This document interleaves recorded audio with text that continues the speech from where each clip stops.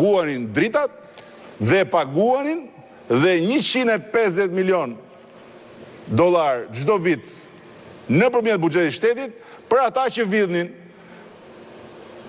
falë kësaj reforme dhe falë shumë reforma të tjera. Qytetarët janë më mirë. Qytetarët nuk paguajnë, ja ta shpjegoj, mos u mërzit, prit deri në fund.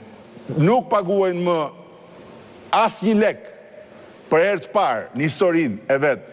Kompania vitin e kaluar nuk mori asnjë lek nga buxheti i shtetit për të mbuluar vjedhjet dhe ndërkohë ne po përgatitemi që para fundit vitit ti themi qytetarëve që për gjithë këto sakrifica dhe për gjithë të përpjekjet përbashkëta në këtë rrugë reformash, këto para do të shkojnë drejt për drejt në xhepin tuaj, në formë rrogash dhe pensionesh.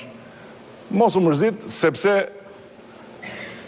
ky është një proces që patjetër është një rritje ekonomike pamjaftueshme për t'u ndjerë në xhepin e qytetarëve, po nga një Shqipëri që rritej midis 0 dhe 1%, në një Shqipëri që këtë vit rritet mbi 3%, ka ndryshim shumë të madh. Nëse këtë e keni me qytetarët, ju thatë, kthehemi pak te kanabisi?